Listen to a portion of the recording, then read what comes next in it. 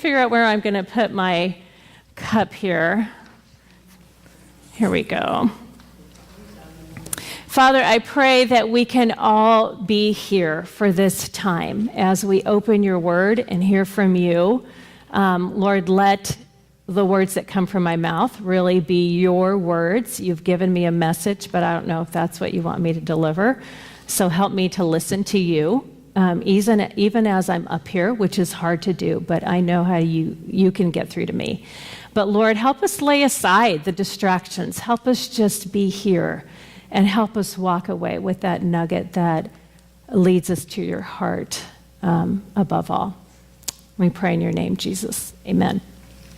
So every 2 summers, my family gets to go to Texas for a week. We go to this family camp called Pine Cove, and it is the Cadillac of family camps. It's amazing.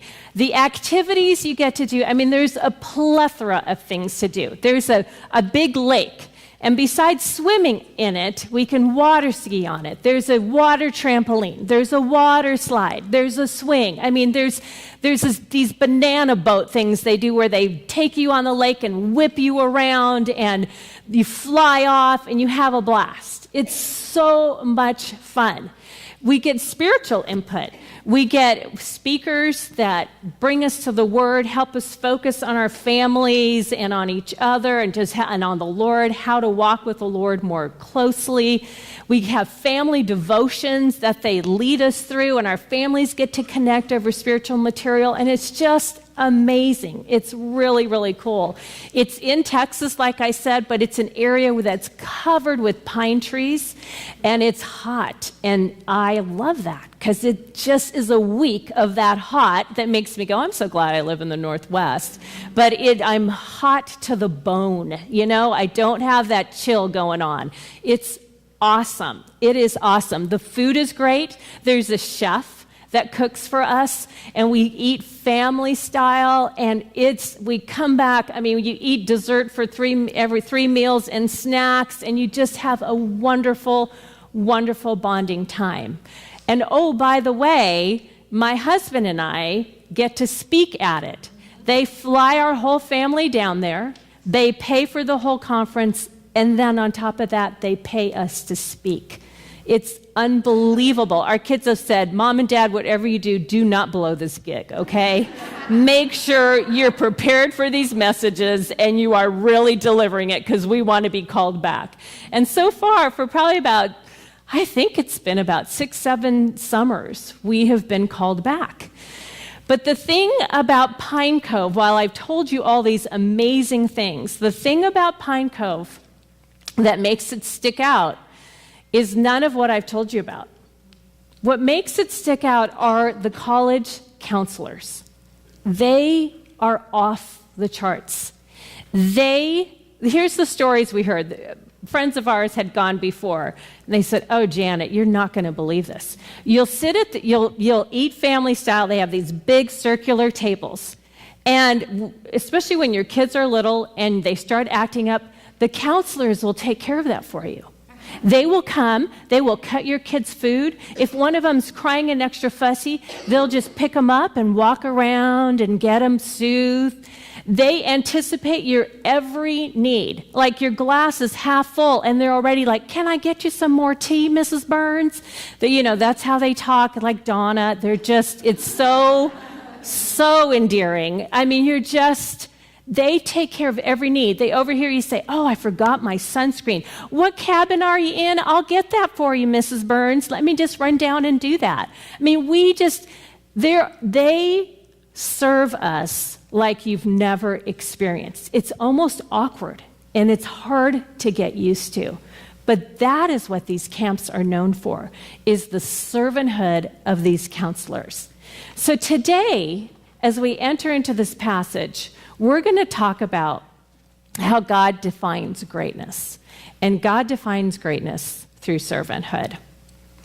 So the passage we're looking at, last week, Deanne had us in the Garden of Gethsemane, and we're going back to the Last Supper. And in this passage, the apostles are having their last meal with Jesus. And Jesus has said, I've really looked forward to this last meal with you. I've really wanted to look forward to our time together. And for the third time, they are bringing up the same issue it's a theme. It's like, like your family has these theme issues that you always like, have we not talked about this before? But for the third time, they're asking, who's the greatest? Who's number one? Who's on top? Like, rank us. Rank us from top apostle to bottom apostle. Who's the most noticed? Who's the most favorite? Who's the greatest? This is their theme. The third time they are bringing it up. They're insecure. They need to hear from Jesus about their significance, and they're looking for it with an external measurement. And that's why I love them so much, because I can relate to that. I am totally insecure, and I look for external validation to let me know that I'm doing okay. And here's the other thing that I love, is that for the third time, Jesus patiently answers their question. He goes there, and he explains to them what greatness is all about. So let's read, if you have your Bibles, we're in Luke chapter 22, verses 24 through 30, but I've got it up here too. And let's go. Okay. A dispute also arose among them as to which of them was considered to be greatest. Jesus said to them, "The kings of the Gentiles lord it over them, and those who exercise authority over them call themselves benefactors. But you are not to be like that. Instead, the greatest among you should be like the youngest, and the one who rules like the one who serves. For who is greater, the one who is at the table or the one who serves? Is it not the one who is at the table? But I am among you as one who serves. You are those who have stood by me in my trials, and I confer on you a kingdom, just as my Father conferred one on me, so that you may eat and drink at my table in my kingdom and sit on thrones, judging the 12 tribes of Israel." So, like I said, this is the Last Supper, and it takes the Passover meal, which Jesus has now changed into the Last Supper. It takes about 4 hours. It's a long time. And prior to this, one of the things that happened was that Jesus identified Judas as the betrayer to John. So John knows that Judas is going to be the betrayer. And one of the things that I learned is that as they entered into this room to eat this Last Supper, there was a very special way the seating was arranged. It was, so picture a square with one side removed. Don't picture the Da Vinci. Wait, no, is it Da Vinci? Da Vinci or Michelangelo? Da Vinci. Da Vinci. Like they're all on one side, right? They didn't eat that way. It was different than how we do for sure. But it's this square, and what commentators believe is that Jesus sat on one side, not in the middle. That's how, I don't know why. On one side of Jesus was John, and then on the other side was Judas, and then on the very other side of the table in this square was Peter. So the thing that you need to know is that your status depended upon how close you were to the host. So Jesus was the host of this dinner. The closer you get to him, higher up you are on the top 12 list, okay? So Peter is all the way over on this other side, and we don't know that Peter started the argument at all or the dispute about status, but there's plenty others that chimed in, and it takes two to tango, right? It takes at least two people to have a disagreement. So others entered into it as well. But they knew, it was very obvious in their culture that there was a pecking order and there was a ranking, and it was all dependent on how close you sat next to the host. It's interesting because they had heard Jesus say all along the way, "My time has not yet come, my time has not yet come." And then he says, "My time has come." And they're like, okay, he's talked about going to Jerusalem, being handed over to the priest. He's talked about dying, rising again on the third day. But honestly, they still didn't get it. I think they thought it was just a blip. It was just because in the end, their heart is all about knowing where their stance is going to be in this new kingdom. Then they have a picture of a true reign, a kingdom with a king on a throne. What's going to be their position? It's kind of like, cabinet. What cabinet member am I going to be? What's my status going to be? That's where they are. Yeah, they know there's going to be some hard stuff, but it's just a blip. So what's interesting, as I was thinking about this whole idea that people knew where their status was, I thought, okay, does that really happen today? And it really does. So listen to this. This is from the White House social secretary. She says, the protocol in every dinner revolves around the host and hostess. Whomever they esteem most highly sits beside them, says Leah Berman, who served as White House social secretary under George Bush. It's a mark of favor, and believe me, people pay attention to this. I've known Washingtonians who've held grudges for years because they felt they were seated below their rank at a dinner table. And if you don't think an Undersecretary of Agriculture knows that he outranks an Assistant Secretary of State and won't mind if he's not seated accordingly, think again. To prevent all those ruffled feathers, there's an established formula for seating every elected official, foreign dignitary, diplomat, and more, called the Order of Precedence. In the United States, the president holds the highest rank, followed by foreign leaders, the vice president, governors, the Speaker of the House, and so on down a long list. And spouses are treated as if they held their partner's title. It's still in existence today. If you think about it, you think about how we get a lot of significance out of being known and being connected with someone in the know. A leader, someone who has power. A girlfriend of mine, I was talking to her about this passage and just that whole idea of ranking. And she said that she just personally had to work through something really difficult because her father, who's aging, had to determine, as he's aging and losing his memory, the ranking of who would take over his estate and essentially how to disperse it. And she's the firstborn daughter. She's number 2, and yet she was put down as number 4 in the order. And she said, it really hurt. I really had a process. Why would my dad do that? And why would he choose to put me 4th in this list and put an alcoholic brother ahead of me? So today, we too put ourselves in these places and determine our worth based on that. We laugh about the top 12 list of disciples, but not long ago, probably about 15 years ago, Christianity Today put out a list of the top 10 up-and-coming Christian leaders. And my husband and I knew one of the guys. And I wish we could say, we could see why he was on there. I'm like, why is he on there? How did he get on there? I'm like, do they know this about him? Do they know this? It's our nature. It is our nature to want to know where we stand with others and how we rank. Well, Jesus answers their question about who is the greatest. It's interesting. He never discourages them from pursuing greatness, but instead he clarifies the means of how to pursue greatness. So as we look at this passage today, we're going to look at 3 things. We're going to look at what the world defines as greatness, what God defines as godly greatness, and then what demonstrates true greatness. So let's look at what the world defines as greatness. Jesus said to them, "The kings of the Gentiles lord it over them, and those who exercise authority over them call themselves benefactors." Worldly greatness is demonstrated through actions and our attitudes.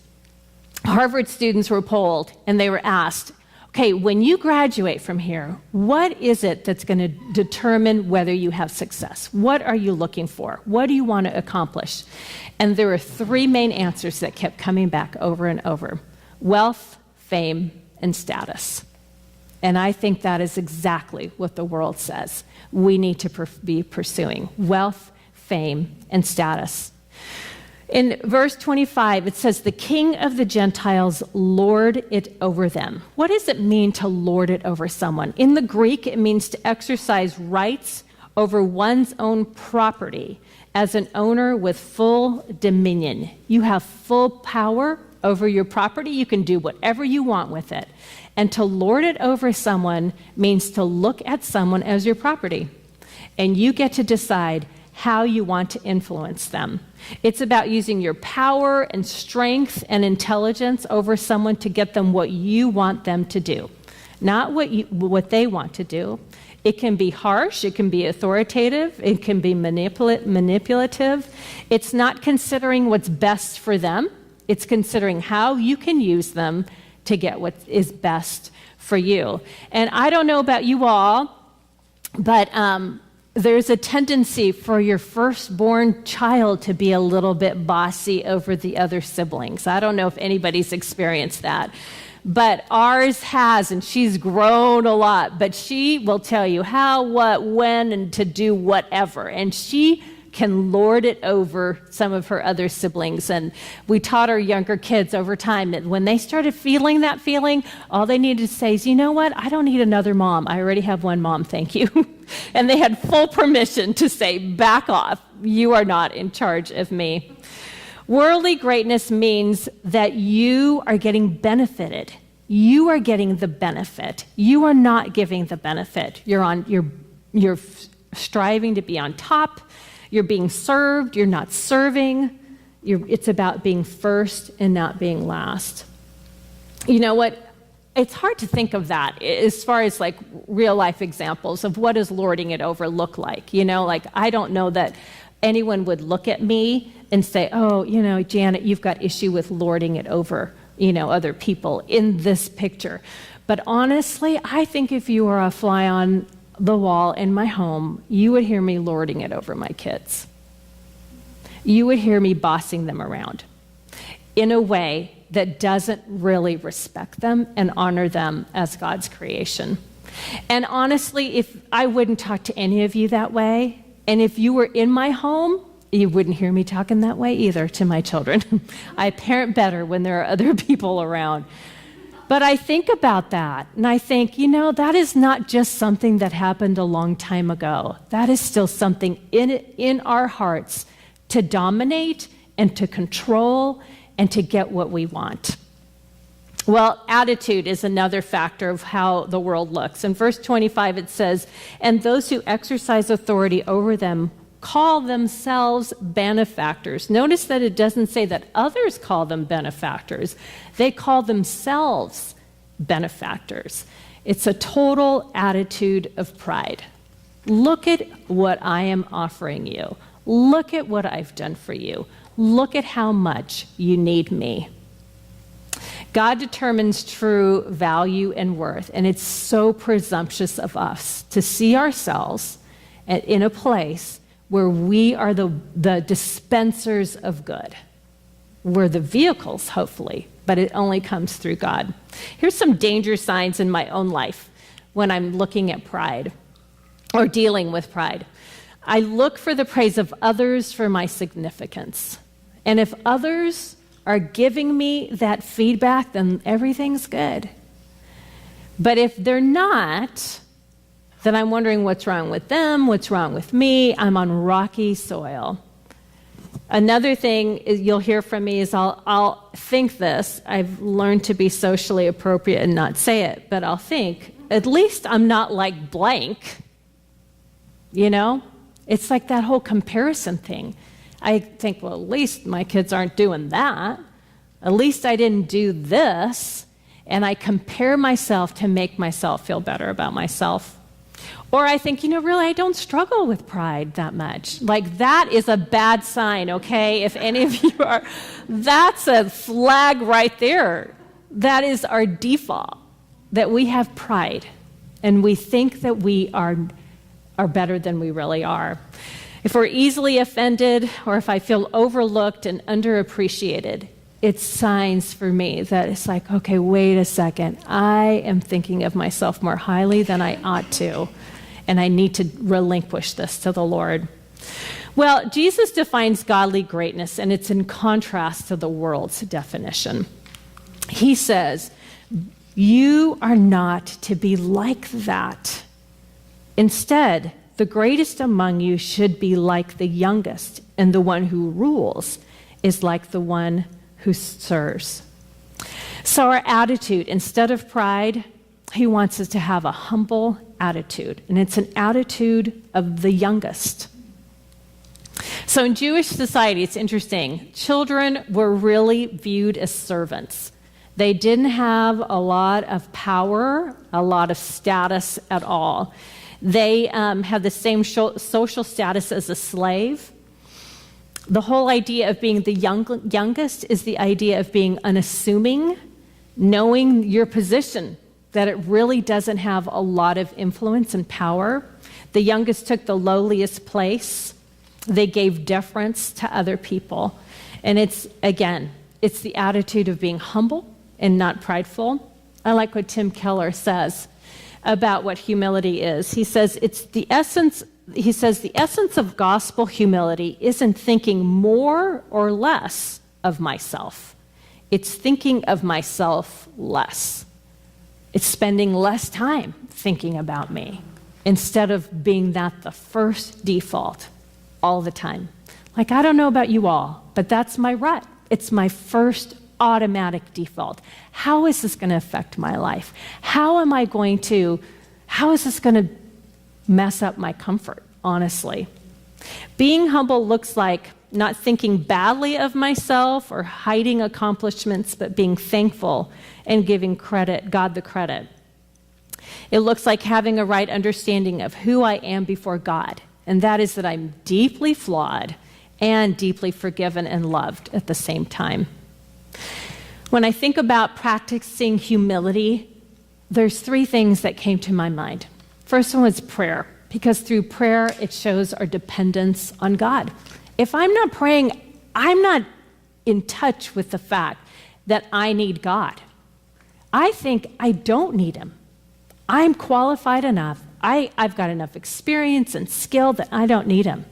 So when we're praying and coming to him, it shows our dependence and thus our humility. Thankfulness acknowledges that he gives us everything. It's our next heartbeat, our next breath. Do you know that they come from him? The very next breath you take is because he has said, yes, I'm going to give that to you. You get that.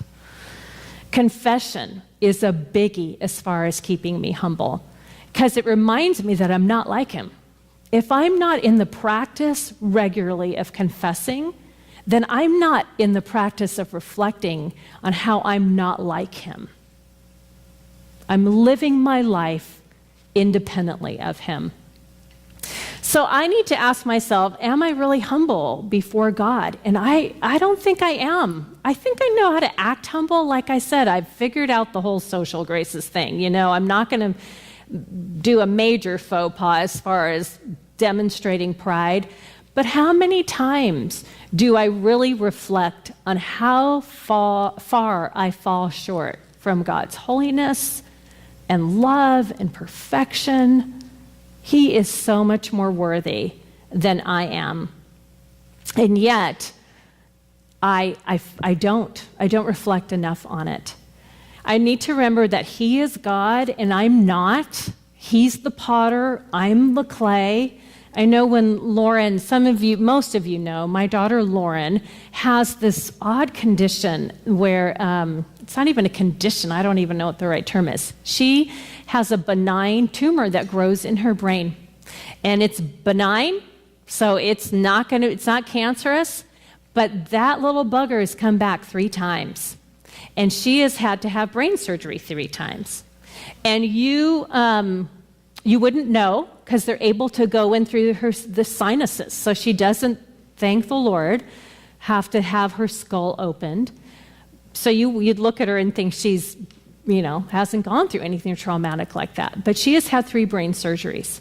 And when it first hit, I remember thinking, okay, why? Like, why, God? What are you doing? And for some reason, in this part in my life and in my journey, as soon as I've said why, the thought that comes sweeping right behind it is, why not? We're not any different than anybody else. We're not special that we wouldn't have to work through and live through the fallenness of the world. He is God, and I am not. He knows what's best for Lauren, for me, for my family, and for others. And am I humbly submitting to that? Well, the other thing that Jesus points out is that our actions need to be godly, and greatness is involved in us acting our actions out. And it's the action of serving versus lording it over someone. The greatest among the disciples will not only be the one who is like the youngest, but he will be like the one who serves. Greatness, by God's definition, truly comes through serving others. So let's look at what is serving. I think that when I look at my own life, I know the best way for you to know my heart condition is how I am loving and serving others. The best way for you to know what have I really internalized, what God has done for me, is by my actions. That's how you'll know. Serving is basically just looking out for the greater good of other people in whatever way that can look like. It's practical, right? It's bringing a meal when someone's sick or someone's passed away in a family. It's very practical. But it's also beyond that. It's also counseling people and sitting alongside them in their pain and being there for them. It is about bringing truth into people's life and saying, do you realize if you stay on this path, this is going to have a trajectory that is going to lead you away from the Lord. It is having the courage to do that. There's lots of ways that we serve. It isn't always easy at all. Deanne did a great job last week talking about Jesus and in his humanity saying 3 times in the Garden of Gethsemane, please take this away from me. If there's any other way. So it's not always easy at all. But we serve from a place of choice, not under compulsion, muttering and resentful. 2 Corinthians 9:7 says, each of you should give what you have decided in your heart to give, not reluctantly or under compulsion, for God loves a cheerful giver. He wants us to give freely, not under compulsion. He wants us to serve freely by choice. Can you imagine if Jesus was like, okay, yeah, I'm going to go to the cross, but I'll tell you, I'm carrying this cross, but inside I'm sitting down. I'm not feeling it at all. I mean, what kind of service would that be, really? That kind of muttering. That is not service. That's him being a victim to his circumstances. He freely chose to go to the cross. And he wants us to live a life that way too. He wants us to know we have freedom to choose. We have freedom to choose, and we need to own our choices. But when I'm resentful, I'm demonstrating that I've not owned my choices at all, that I'm truly I'm not giving from a free heart. God doesn't owe us anything when we serve. I know a couple weeks ago when I taught, I mentioned about how he wants us truly to have the attitude kind of like the first responders. I'm just doing my duty. This is what I've been called to do, and I'm just doing my duty. But selfishness really keeps us from serving, doesn't it? It's that focus on yourself. And I know when I'm in that spiral of focused on myself, it's amazing how deep that can go. There's a lot of things that I can look at in my life and analyze to the nth degree. And one of the best ways to get out of that is to get my eyes off myself and to truly enter into someone else's life and give to them. But isn't it interesting? I really think that this is a hard thing for us because Serving can feel for some of us like being a martyr. And I don't think martyrdom or the martyr syndrome or complex is really about serving and what God had in mind at all. Martyrs aren't really free. They're victims. Jesus was not a martyr. I know I'm dealing with martyr stuff is when I'm resentful, when I'm feeling like I'm doing this over and over again and no one is noticing me. That doesn't show freedom. That shows that I'm doing it because I feel like I ought to or I should. Martyrs long for recognition and approval. They feel unappreciated because of their sacrifices. John 10:18 talks about how Jesus was not a martyr at all. He said, no one takes it, as in his life. No one takes my life from me, but I lay it down of my own accord. I have authority to lay it down and authority to take it up again. This command I received from my Father. And he wants us to do the same thing. He wants us to choose to serve, not to be martyrs, not to feel like we have to. And I know when I enter into that martyrdom place, I am on the track to burnout because I am giving out of emptiness. I am not giving out of a free heart that's being filled by the Lord. I'm just giving because it's what I should do. And other people are watching, and for Pete's sake, that's what Christians do, right? They just give and give and give. But what I love about it is Jesus did such a great job modeling self-care. He withdrew often to pray, over and over again, to take care of himself. He knew he could not do this on his own strength. He needed the strength of the Father. He withdrew to spend time with his friends. I love this passage in Mark. It's Mark chapter 6, verses 30 through 32. He says,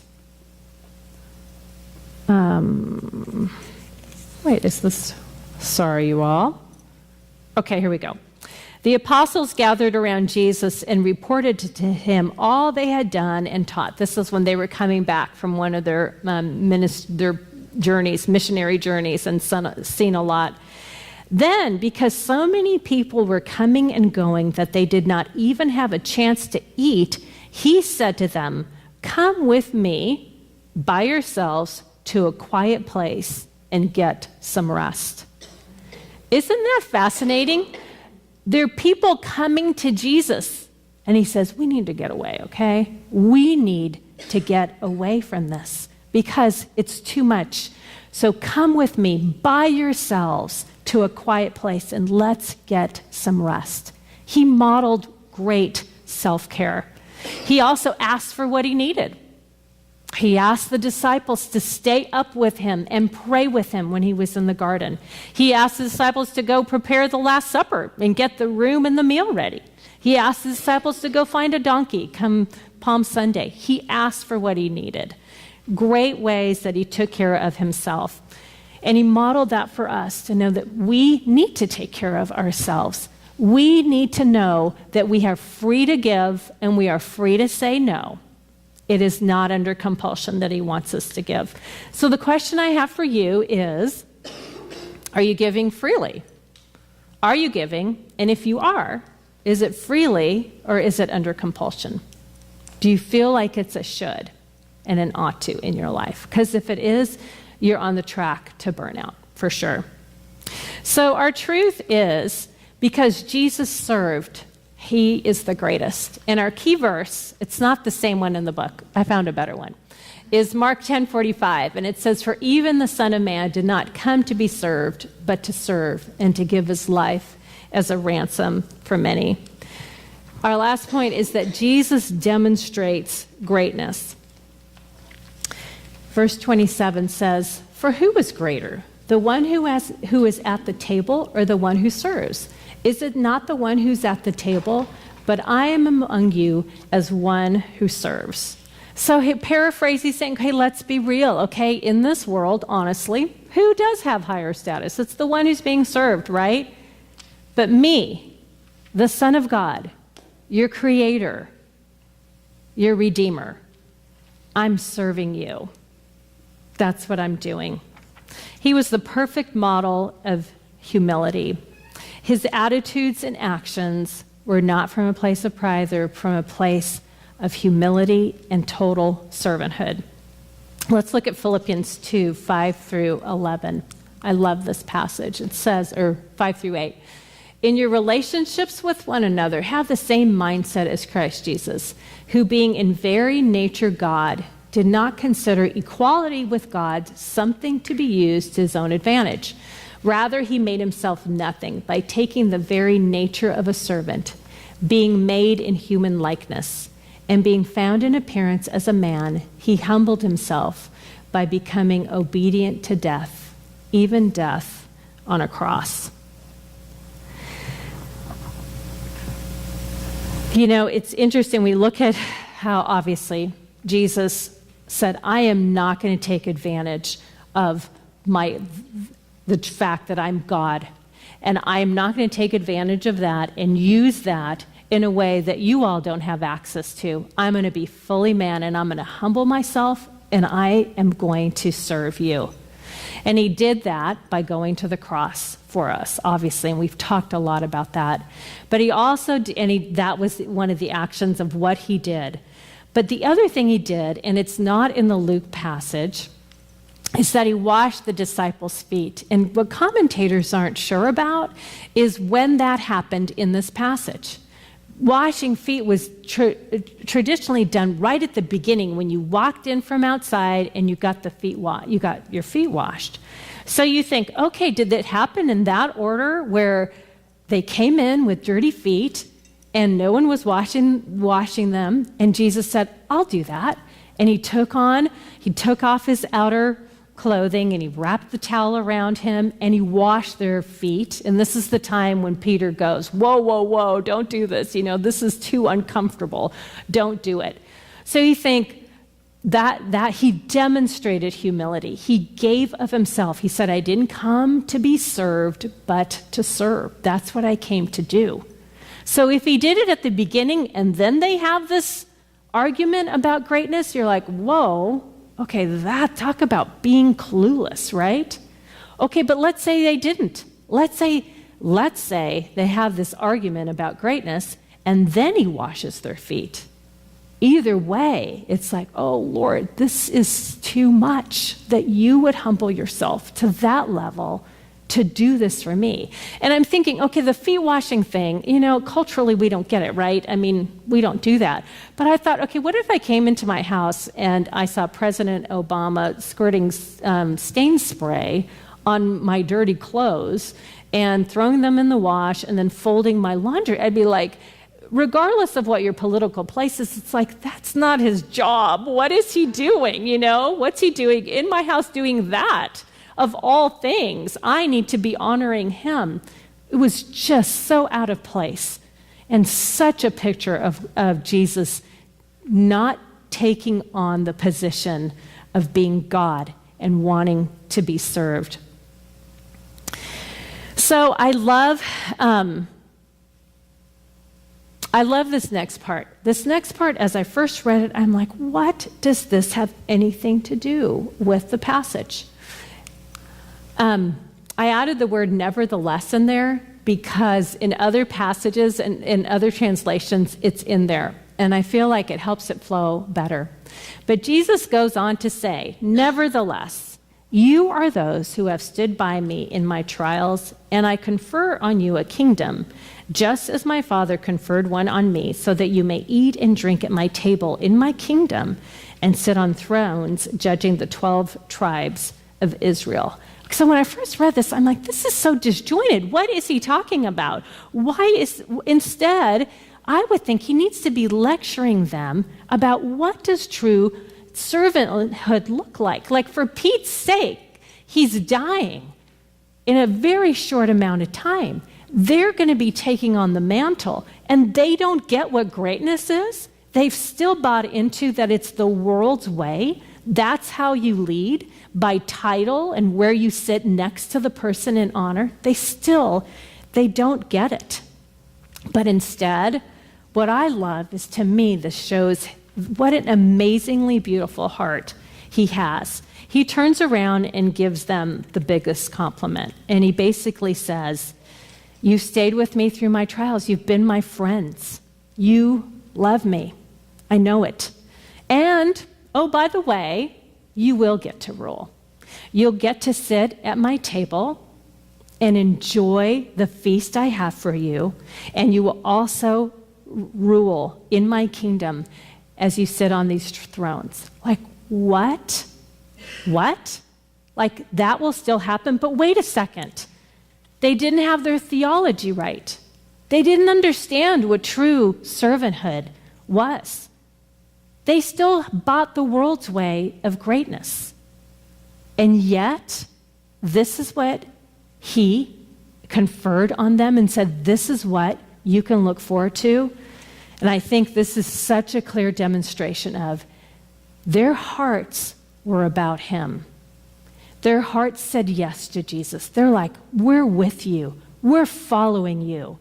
We are with you to the end. They loved him, and he knew that. And that's what it's about.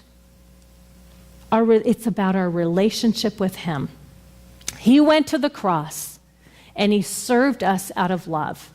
And they demonstrated that they loved him, even though theologically they didn't have it right. They did not understand really what servanthood was. But in his grace, he's like, and yet, nevertheless, you will get to experience these rewards. You will get to rule in my kingdom because we have relationship, because you have bought in to what I've done for you. So while the apostles were given unique rewards, to sit on these 12 thrones, and I don't know exactly what that means, and judging over the tribes of Israel, he's given us that promise too. He came to serve us, and he served us by dying for us. We will get to eat at this banquet table with him, and he has rewards for us too. My biggest fear in this message is that you'd walk away thinking this is a do more, be more, get out there and serve, doggone it, get off your bums and start doing more for God. That is not my hope in this message for you all. My hope in this message is that you would see what Jesus did for you. That you would be overwhelmed that the God of this universe took on flesh, became human, humbled himself, let go of all the privilege he experienced in heaven for you, to serve you, to die for you, to ransom you. And yeah, if you get that in a heart level, the fruit of that is that you do serve. How can you not? How can you not respond in service that way? Let me pray. Let's finish. Father, I pray that as we leave, that we would see the tension between buying the world's way of what greatness is about, that it's about status and platform and who we know, versus your way, which is about humility and servanthood. And the only way we can do that is because you have gone before us and modeled that for us. Lord Jesus, I pray that as each woman sits here, that they would be thinking about what is the next step? Is the next step to be reminded of what you've done and how much you've served them, or is the next step to serve? Father, I pray that discussion goes great in small groups. And Lord, we love you, we need you, and we thank you that your Spirit's at work in our lives. We pray in your name. Amen.